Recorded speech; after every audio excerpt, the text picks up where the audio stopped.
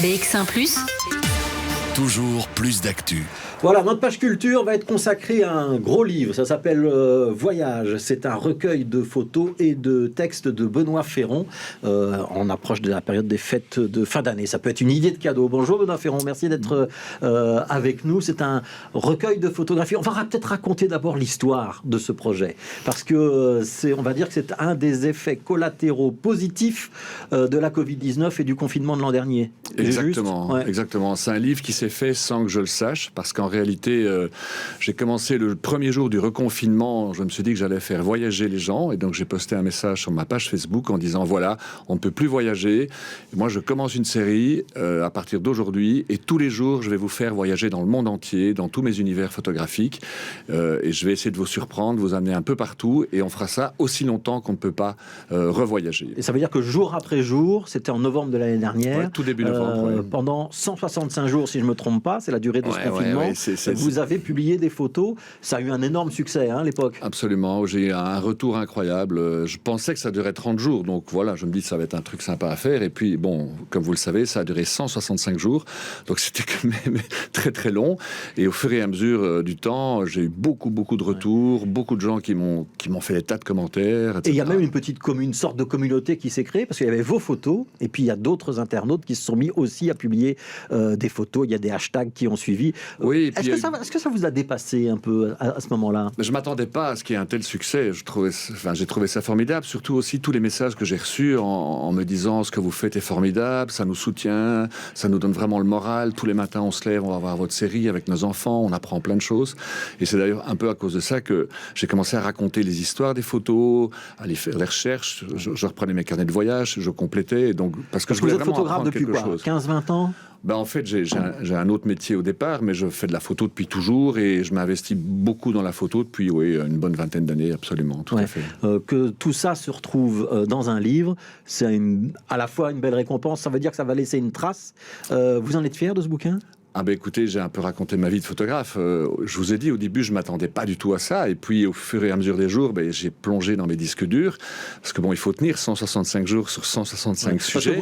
J'ai fait tout, quoi. Tous les jours, il y avait combien? 3, 4, 5, 10 photos? Oui, au départ, je commençais avec une, et puis 2, 3. Et puis, parfois, c'était 10, 15 photos sur le sujet du jour, quoi. Donc, vraiment, pour vraiment montrer le thème abordé aux gens qui me suivaient. Absolument. Alors, on va rêver un peu, si vous voulez bien, Benoît Ferron. Vous avez sélectionné quelques-unes de ces photos pour qu'on puisse les voir en détail. On va garder la première de ces photos. C'est Job Medou, le réalisateur, qui va la lancer. On est en Inde.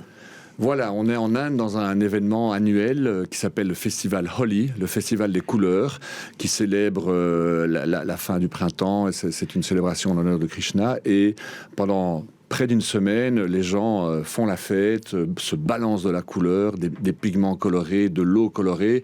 C'est un événement un peu fou, mais qui, évidemment, pour un photographe, est une sorte de paradis. Ouais, et pourtant, sur le moment même, quand on n'a qu'un appareil photo, vous racontez ça dans le petit texte, c'est pas si évident que ça, parce qu'ils sont un petit peu excités, les Indiens. Hein, ils sont pas un petit peu excités, ils sont très excités. Énergisés, c'est le terme que vous avez employé. Voilà, j'ai utilisé un terme politiquement correct pour dire peut-être autre chose.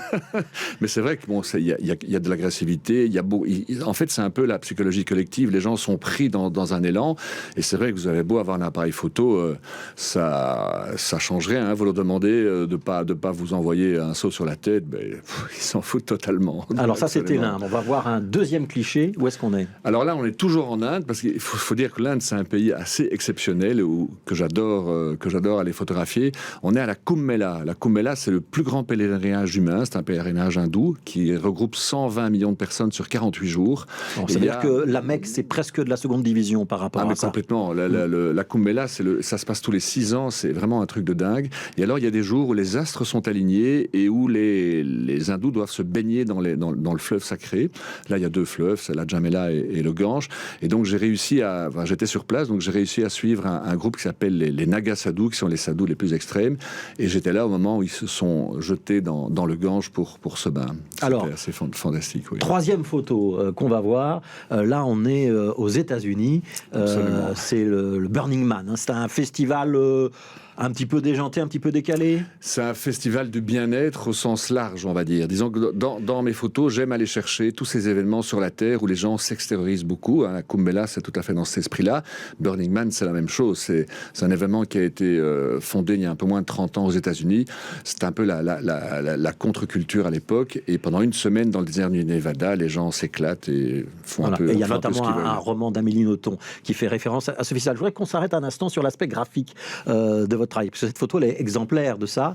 On est sur un fond blanc avec des taches de couleur, deux individus qui s'embrassent. Comment est-ce que vous avez sélectionné les photos? Il y a à la fois l'aspect, j'ai presque envie de dire, exotique, hein, le fait qu'on est transporté dans une culture, une situation qu'on ne connaît pas, nous occidentaux, en tout cas pour la plupart d'entre nous, et il y a l'aspect graphique de la photo. Vous faites une balance entre les deux? Oui, c'est-à-dire que moi j'aime témoigner avec mes photos d'événements, etc., mais j'aime le regard artistique, évidemment. Bon, j'adore la couleur, j'adore avoir des images très colorées, et mes cadrages sont toujours très très léchés, donc j'essaie vraiment toujours d'avoir cette harmonie dans le cadrage, et Burning Man est parfaite pour ça, parce que vous avez ces tempêtes de sable qui lancent dans le ciel un sable très léger, qui font des fonds blancs incroyables, et la couleur là-dessus, c'est extraordinaire. Est-ce que vos photos, elles ont un sens? Est-ce qu'elles sont porteuses d'un message? Alors, mais j'ai beaucoup de thèmes photographiques différents, comme vous le savez.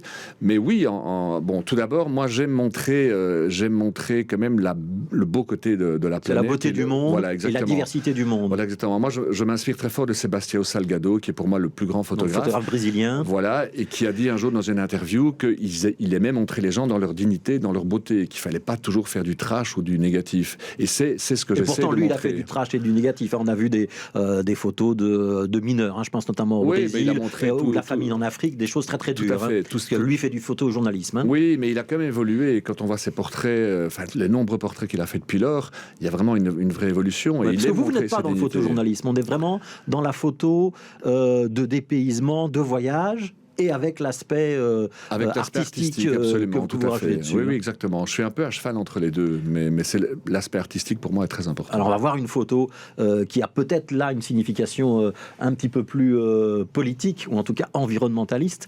On va aller, je pense que c'est en Arctique, si je me trompe pas. Ah c'est pas la bonne. C'est pas celle-là. C'était celle d'avant, mais on va. Alors est-ce qu'on la retrouve ça? On va retrouver celle d'avant. On va retrouver cette photo. Dites-nous-en déjà un petit mot.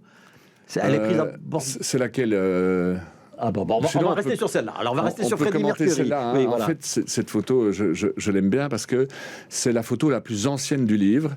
C'est une photo que j'ai prise quand j'étais adolescent à un concert à Fort National il y a 42 ans en réalité. Et bon, sur les 165 jours, j'ai essayé vraiment de montrer beaucoup de choses. Et à un moment, je n'avais plus quoi poster, donc j'étais dans mes vieux albums photos. J'ai scanné des photos et je suis retombé sur ce portrait de Freddie Mercury. Donc ça, c'est une photo de jeunesse, on va dire. C'est une photo d'adolescence, absolument, tout à fait. Alors on va voir le cliché suivant, si on l'a retrouvé. Voilà, il était là, on le retrouve. Voilà, ça c'est une photo que j'ai prise en Arctique, dans la baie de Disco, qui est donc sur la partie est de l'Arctique, de Groenland, que j'ai pris lors d'un voyage qui était centré sur la glace. Hein, donc c'est pris à bord d'un Zodiac. C'est pris à bord d'un Zodiac. Donc vous êtes au ras de l'eau. Je suis au ras de l'eau, c'est en fin de journée, le soleil commence à se coucher et on a des ambiances tout à fait exceptionnelles. C'est des endroits vous avez conscience que vous êtes un privilégié de voir des choses de ce genre-là? Complètement, absolument. Évidemment, je vais pas le cacher, c'est évident, tout à fait. Est-ce que cette photo-là, quand on parle de réchauffement climatique, quand on parle de détérioration de l'environnement, on doit y voir de votre part aussi un petit message disant attention, le monde est beau, mais il est peut-être en train de disparaître? C'est évident. Il y a une autre photo dans mon livre qui est très parlante. C'est une vue que j'ai prise du ciel du Kilimandjaro que vous devez avoir. Le Kilimandjaro, c'est le plus haut sommet d'Afrique. Il est à plus de 6000 mètres. Et quand on le voit d'en haut, il y a quasiment plus de neige dessus. Vous le verriez il y a 20 ans, c'était couvert de neige. Aujourd'hui, c'est vraiment un mont râpé. Il y a très peu de neige dessus. Donc ça, c'est un message évident, clair. Comment vous faites pour financer tous ces voyages? Est-ce que c'est facile, difficile? Et comment est-ce que vous faites pour approcher les individus que vous photographiez? Parce qu'il y a des paysages, il y en a beaucoup, mais il y a aussi beaucoup de scènes très humaines. Il y a des choses très particulières. J'ouvre au hasard, hein, mais voilà, j'ouvre au hasard et je tombe sur des portraits. On voit ça. Là, on est sur des choses... moi, il y a une page qui m'a tout à fait impressionné. Je pense que c'est ce que vous appelez des réducteurs de tête. Donc, il y a un reportage. Vous pouvez raconter cette histoire, peut-être? Oui, tout à fait. En fait, moi, j'aime aller vers la... En fait, mon thème principal, c'est le portrait, et j'aime aller vers la diversité humaine. Donc, aller voir les gens qui vivent sur la planète autrement que nous. Ça, c'est vraiment quelque chose, c'est ce que j'appelle un peu l'ethnicité. Et j'ai notamment été dans le Nagaland. Le Nagaland, c'est un tout petit état indien qui est sur la frontière de la Birmanie, où se pratiquait dans le passé la chasse aux têtes. Donc, quand on avait un problème avec son voisin, quand les gens n'étaient pas contents entre eux, ils se coupaient la tête, carrément. Et celui qui arrivait à couper la tête du voisin, il ramenait ça comme trophée, et on le tatouait. Et donc, mais ça, la pratique a été abolie il y a une 60aine d'années, mais il reste une 20aine de coupeurs de tête en vie, ils sont tous très âgés. Et comme je m'intéresse au corps comme vecteur artistique, et que ces vieux coupeurs de tête sont tous tatoués avec des tatouages traditionnels, je me suis dit, je vais aller voir ça. Donc, je les ai rencontrés. Et vous avez eu du mal à les retrouver? Certains sont bien cachés. Il y en a un, mais j'ai eu beaucoup de chance. J'ai rencontré, en fait, la petite fille d'un ancien chasseur de tête qui a écrit sur le sujet et qui m'a indiqué où on pouvait trouver notamment le plus vieux, qui avait 106 ans. J'ai photographié ça il y a 3 ans. Et donc, j'étais voir ces gens. Il y a une réflexion intéressante à faire. C'est qu'aujourd'hui, le tatouage est devenu en Occident quelque chose d'extrêmement répandu, vraiment une mode. Mais quelque part, ça vient un peu de pratiques traditionnelles, comme ce genre de choses. Et là-bas, comme le tatouage est assimilé à une pratique très, très cruelle, le tatouage est interdit. Donc, il n'y a aucun jeune qui se balade avec des tatouages là-bas. Voilà, je vais montrer cette image. C'est un petit peu au vol. Pour profiter de la qualité des photos, il faut aller dans le livre. Mais voilà, les fameux coupeurs de tête. Et donc, plus on a de tatouages, plus on a coupé des têtes. Exactement. Et ils ont tous 85, 90, 100 ans. Voilà. Donc, et si j'ouvre une autre page au hasard, là, on va tomber sur quelque chose de complètement différent. C'est la modernité, c'est la diversité. Avec du tatouage quand même, mais un autre type. On va encore regarder une de vos photos qu'on va commenter, Benoît Ferron. Donc, cliché suivant, dans une des... Il y a combien de photos dans le livre au total? Alors, dans le livre, il y a entre 500 et 600 photos, mais j'en avais posté sur Facebook plus ou moins 1600, 1650, et donc les photos que j'ai pas pu mettre dans le livre, elles sont toutes visibles via un code QR. Il y a un code QR différent pour chaque page. Alors, la dernière photo qu'on commente. Oui, ça, c'est un endroit vraiment fabuleux. C'est dans le Sud-Soudan. C'est un pays on pouvait pas y aller jusqu'à très peu de temps. Maintenant, c'est relativement calme. Et donc, c'est une photo que j'ai prise dans un camp de bétail de la fameuse tribu Mundari, donc, qui sont des éleveurs de bétail. C'est les fameuses Ankole Watusi. C'est les plus belles vaches du monde avec des très, très, très grandes cornes. Et ils ont des camps de bétail qui regroupent 500, 600, 800 têtes. Et tous les matins, ils ramènent le bétail, ils brûlent toutes les bouses. Ça fait ces fumées incroyables et ça donne des ambiances exceptionnelles. Voilà, il y a des photos très très spectaculaires dans ce livre. Il y en a d'autres avec un bétail, des troupeaux par exemple qui se suicident carrément en se précipitant à un endroit où il n'y a pas la place pour tout le monde. La migration des gnous dans le Masai Mara. Voilà, et donc par exemple, il y a des photos de ce genre-là. Il y a énormément de très très belles photos dans ce livre. Ça s'appelle Voyage. C'est de Benoît Ferron. C'est aux éditions Prisme. C'est un beau cadeau, vous n'êtes pas volé. Merci beaucoup, Benoît Ferron. On espère que vous continuez les voyages. Ah ben oui, évidemment. Alors, on ne va pas espérer qu'un nouveau confinement, pour que vous nous en proposiez de nouvelles. Mais en tout cas, on va se consoler avec... c'est un très très beau livre. Donc, 1650 photos au total, avec celles qui sont accessibles via Internet, avec les QR codes qui sont proposés dans le bouquin. Merci beaucoup, Benoît Ferron. Un tout grand merci pour votre accueil.